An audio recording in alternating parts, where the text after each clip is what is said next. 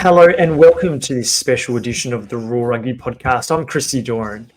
It's been 26 days since an international arrest warrant was revealed for former Wallabies captain Rocky Elsom for his dealings as president of Narbonne in the French parody competition, and some 8 years ago. Since then, news of Elsom's arrest warrant has made international news right across the world. Elsom is accused of misuse of corporate assets and has been sentenced for 5 years in a French prison. Some of the claims against Elsom is that he backdated a club doctor's contract, had a payment from beer giant Heineken transferred to a company in his name, and issued salary advances to players. Recently, it was revealed that Elsom, who first heard of the arrest warrant when he was back in Dublin, the former city the back rower famously played a season at, had managed to leave Ireland. Rocky Elsom joins me. Rocky, thanks very much for joining the Roar Rugby Podcast. Thanks for having me on. Before we get to the nitty and gritty nature of this interesting case, firstly, how are you? I'm good. I think I'm obviously pretty keen to see the verdict overturned and have all the details of the trial put out there. So that's my focus at the moment. It was revealed recently that you'd left Ireland. Why did you leave? And can you shed any light as to where you might be now? So best I don't say where I am now, but when I was in Ireland, I obviously got the news of the conviction, and so the advice was that it might take, 2 weeks, 6 weeks to maybe get the extradition order through to Dublin. It took 1 day, and I had an inkling that it might be quicker than normal.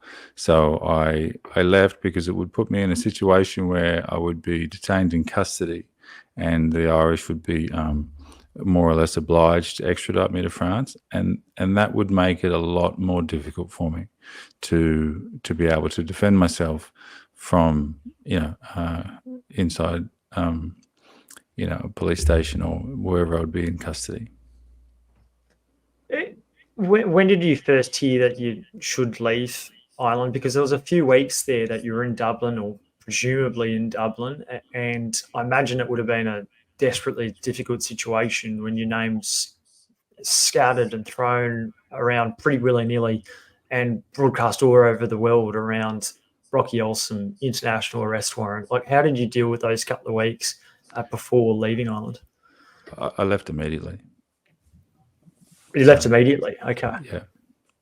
Right. Okay. Yeah, the advice was that I would have more time, but knowing what I know about the guys on the other side of the argument, I left immediately, which is just as well, because it took 1 day for them to get the information through to Garda. They came straight to where I was working, came straight to my home, and I'd already left by then.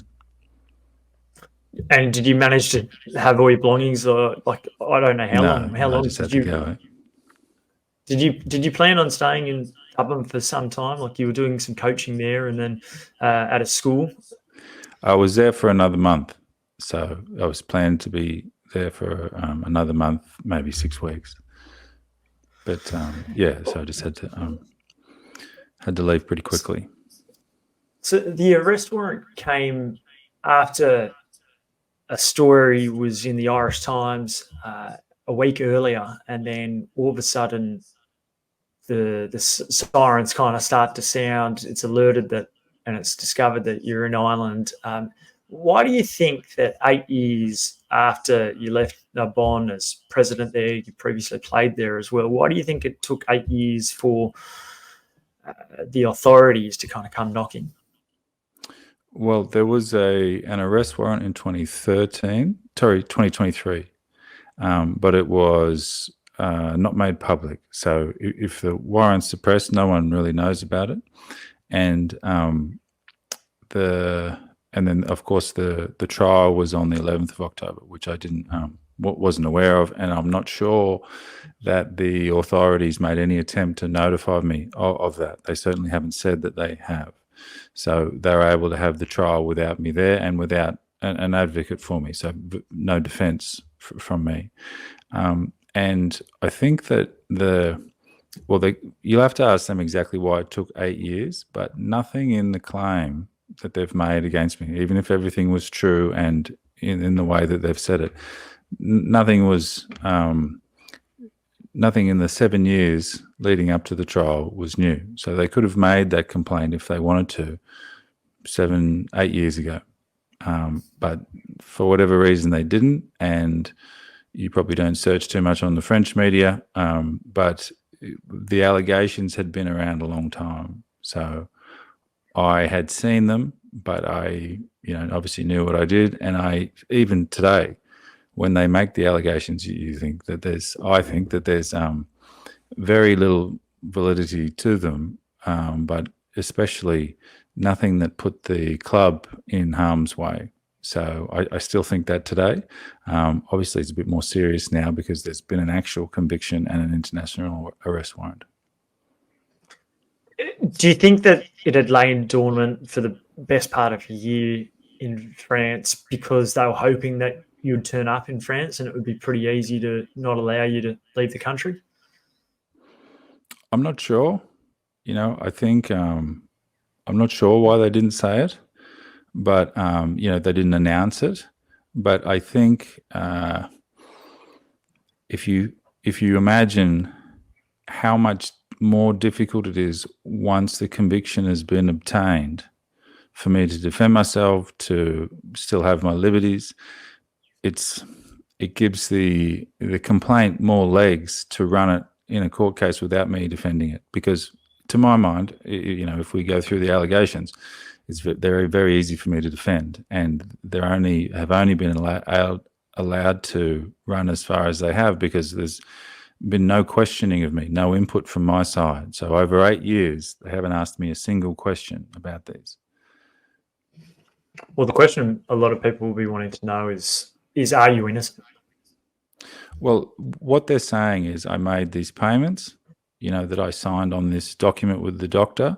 And for the most part, yeah, I did make them, but they didn't negatively impact the club in any way. So if you look at salary advances, it's only recently that I've had the court document, so I get to see what they've said and what the evidence shows. So they're not alleging that the players didn't pay back those salary advances over the course of their contracts, right? They're saying that they did. They're just saying the club couldn't afford to do it at the time. In the case of the forgery, so there's 2 counts of forgery. One is for signing or having a doctor sign an employment agreement on, let's say, the 15th of July when he started on the 1st of July, and saying that was a backdated contract and fraudulent and forgery. I would contest that it was an accurate reflection of his employment agreement. And where is the harm done? There's certainly no allegation that we have a special relationship or anything like that. It's just that they're saying that the dates were out and that was forgery. So that was upheld. The second count of forgery was, we got a legal bill for the dismissal of Justin Harrison back in 2015 or 16, and the law firm doing it said it was something like 23,000 euros. I agreed with them, but when the new administration came in, they said it should have been 18,000 euros, and that was the second count of forgery. So as much as you say, you just want to say you didn't do it, those things definitely happened, but who is the victim here? Like, where have they been able to prove that the club was disadvantaged by it? And pivotally, how did those actions lead to the relegation of the club 2 years after I left in 2018? And that's a key factor in the case. So they were relegated in 2018 on sporting grounds. But to try and connect the two, in my mind, that's impossible. That's impossible to do.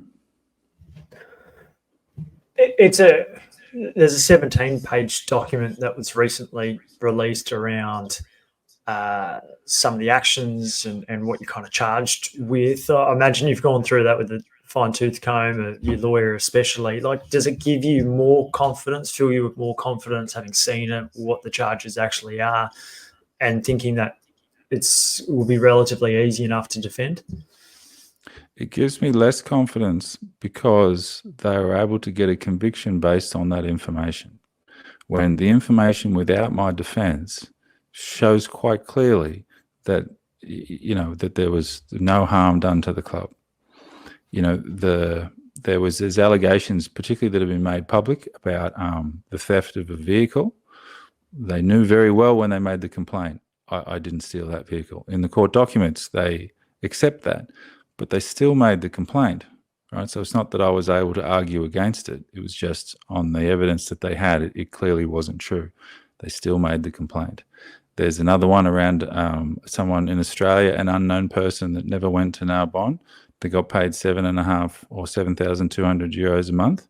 They knew that person never got paid. They knew that that person was a major donor of the club, for starters, and how they were able to have that in a case against me to show that I was doing something against the interests of the club makes me not overly confident in the system that handed down the conviction.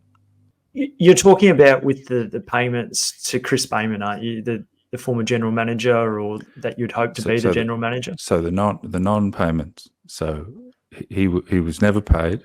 He was introduced to someone to handle the transition and also keep relations with foreign sponsors, right? Which the new administration were all for at the time. When they changed their mind, they were under no obligation to pay him. They didn't pay him. He didn't start work. End of story. But what that's reported as is someone that was just getting paid to do nothing. When, like I said, when they made the allegation, they knew full well he never got paid, and they knew the situation. And I Do you think that? So are they looking for a scapegoat, Narbonne, for what's happened to the club? Because it's a famous club, won a couple of championships back in the day, and there was great excitement when several Australians took over. You were 97% shareholder, if I'm not mistaken. And then there was great optimism that former World Cup winning coach and Bob Dwyer and yourself as a Wallabies captain and other Australians involved in the club would be able to turn the club around and take it to the French top 14 and perhaps see it emerge as a powerhouse once again. And it certainly didn't finish like that, did it? So I think that the optimism from supporters in Narbonne was around people that hadn't been in control of the club. So board members that had been in control of the club for 25 years no longer had the majority stake in the club. And people were excited about that because the club had been perpetually in financial trouble, and on the field hadn't had a successful season hadn't been above 500 in decades. They just didn't win many games. So in my first year, which I've said before, they broke every record in the club's history, right? So there was great excitement around that in the town, but the board, so the guys that stayed on the board, they wanted to take the club back, and it's their town. They wanted to have control over the club. They didn't like the fact that the Australians were running it the way they wanted to run it, even though the club was financially doing much, much better. I can't remember the last time it posted a profit, let alone two back-to-back. And so when I left, when I agreed a couple of times to open the capital so that they could increase their ownership. And the first time, no one subscribed. But the second time, they took over. And the year after I left, they didn't do particularly well, considering their team, but they didn't do badly, better than most other years.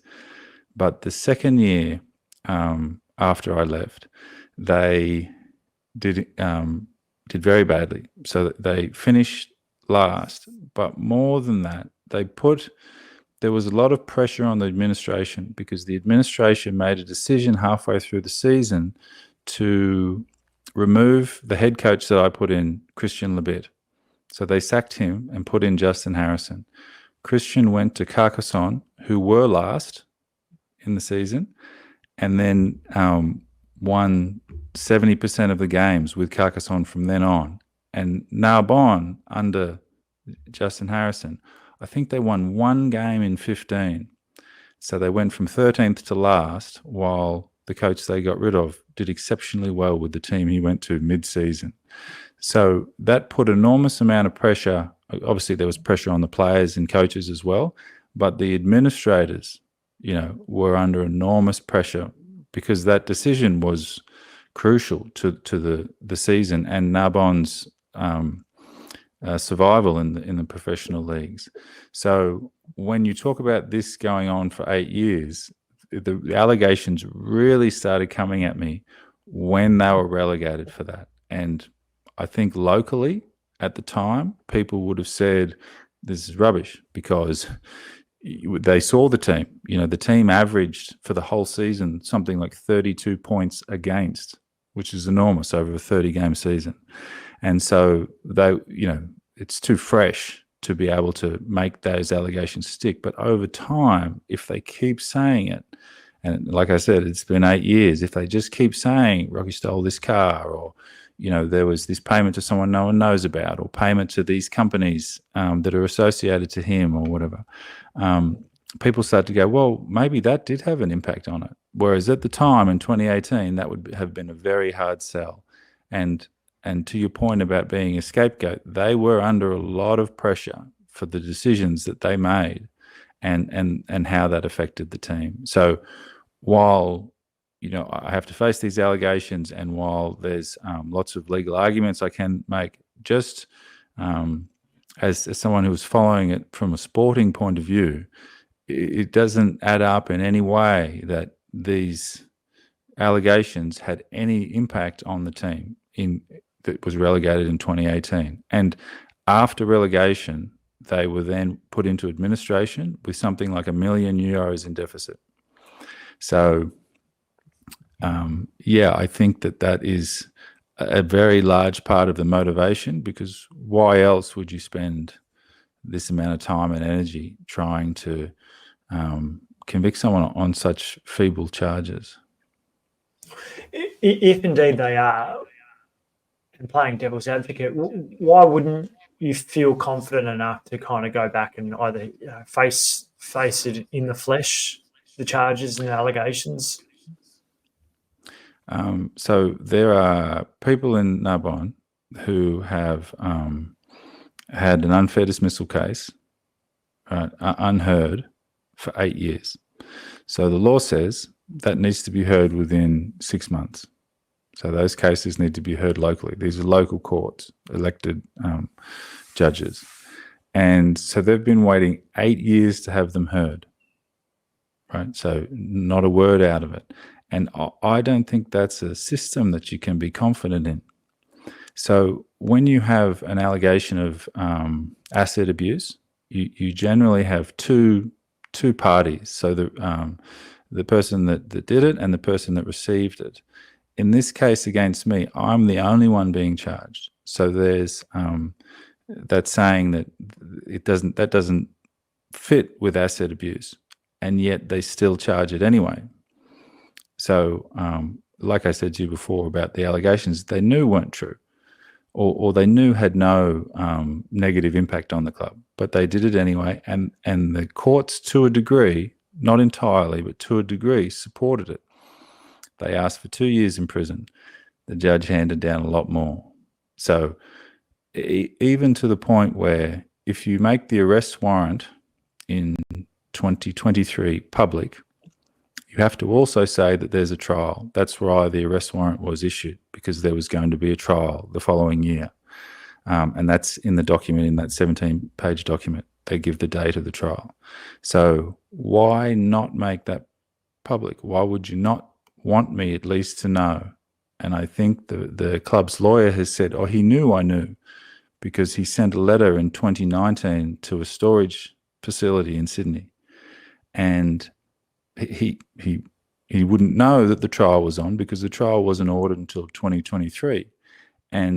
And I feel like in terms of the reporting of it, you really have to ask, what efforts did you make after the trial was ordered to get in contact with Rocky? Like, what efforts did you make full stop, and were they sufficient? But especially to notify him that there was a trial that could land him with a conviction.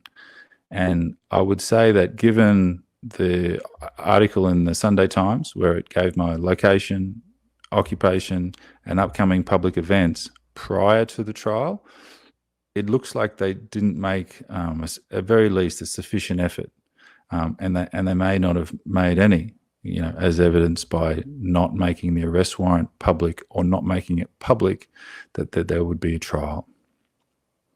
So, you can understand that I am not filled with confidence about the system that allows that to happen. No, not at all. So look, it's a really complicated one. It's one for people, the layman, those that aren't educated in law, what might actually occur. Look, what occurs if you don't go to France and you don't hear it in the flesh? Like, can you still be? Does the Australian government face potentially pressure to send you back there, extradite you? What actually occurs? So if you're convicted in absentia, like what occurred there, so no advocate on my behalf, the international arrest warrant, particularly in the European Union, stands. So it would have been difficult for the Irish authorities not to send me back to France. But where the facts of the case don't match with the legal system, say in Australia, then it's a matter for the courts to decide whether an extradition is appropriate, whether the process was followed in a way that they respect. And I can't give too much comment as to how they will or how they do feel about it, but there is that opportunity that they refuse an extradition to France because they question the validity of the process and the findings. From a Rugby Australia perspective, or Wallabies family perspective, have you had officials, have you had former teammates reach out to you? There's been several that have been named from a player's perspective, guys like Daniel Halangahu, Chris Whittaker, of course, the famous Wallaby turned coach. What support has been offered from Australian rugby? Very little at this stage. So, and the response from the community itself is mixed. So some guys have been incredibly useful, to be able to, just the fact that Chris Whittaker says, yeah, he was the guy that got the €79,000 payment, and it was for this. It backs up what I said. Like, I think they already knew that before they made the allegation. But it's not just me saying it then. In terms of Australian rugby, I think that, they're certainly not jumping out of their skin to get involved, which is understandable to a degree. But I think that there's definitely some people who were there at the time. Justin Harrison, for example, he was the coach when they finished last in the season. He saw it. He saw the administration, and he saw the effect that had on the club. So Justin was also the coach when they broke every record in the club's history. And so while, he's been pretty committed to not making a comment, he can say, if that, he can say that there was, if he thinks that there was an effect on the club from paying Chris Whittaker or signing that doctor's thing earlier or any of the other things, he can say that. He can say that he thinks that affected performance. But if he doesn't think that affected performance, he definitely can say it. And of course, I'm the one that's got the conviction. So there's very little risk to him for saying that. So while those statements, particularly from Daniel Halangahu, and the support from other, Brett Sheehan, the same, Chris Whittaker, Chris Bayman saying that, the board saying that's been incredibly useful because it supports what I'm saying. There are other people that can say, this is what it was like, and I don't think this is right. This these allegations against Rocky, or they can not make a comment, but just say, this is what it was like when I was there. And if they didn't notice that there was any impact from the allegations, then, they can say that too. It's pretty extraordinary. Even today, the Waratahs are a $3.5 million loss. My understanding is for 2024. Similarly, a very similar number for the Brumbies in 2024. The Rebels had a $6 million loss. They no longer now in the competition. But very few rugby clubs around the world actually make money. It's not necessarily a money gaining business. When you think about your circumstances, they've clearly gone after an individual. Do you think it's been grossly unfair that you've been targeted when clubs and presidents, chair people, it's a loss-making exercise, generally speaking? Well, not at Narbonne, it wasn't. So Narbonne made money. So the 3 seasons I was the majority owner, they made 700,000 euros in profit, and then in the third year they lost something like 350,000 euros for some extraordinary expenses. But it was a profitable club, right? So a large part of the argument is that they were in financial difficulty, and that is very easily disproved. It's disproved because we were forced to show that to the DNACG. In the months prior to the share offer, we were forced to show how we were solvent, how our balance sheet was positive, and that we had cash reserves, which made complete sense. The club's auditor, the club's accountant, independent auditors, the DNACG, me, the board, all said that. And the argument against making those payments, even if they were paid, even if they didn't affect anything other than cash flow, the argument against me is that the club was in financial trouble, and it categorically was not. In terms of other clubs, rugby clubs don't need to make money. All right, if you're the Rebels or you're Australian Rugby or whatever, your job is to try to make the game as strong as possible. Now, in theory, it's stronger if it makes money, but if that's not possible and you can find someone to pay for that, a la the teams in Paris who lose the most money in France or have historically, then it doesn't mean that you have to run every rugby club profitably, but certainly Narbonne had to be run profitably.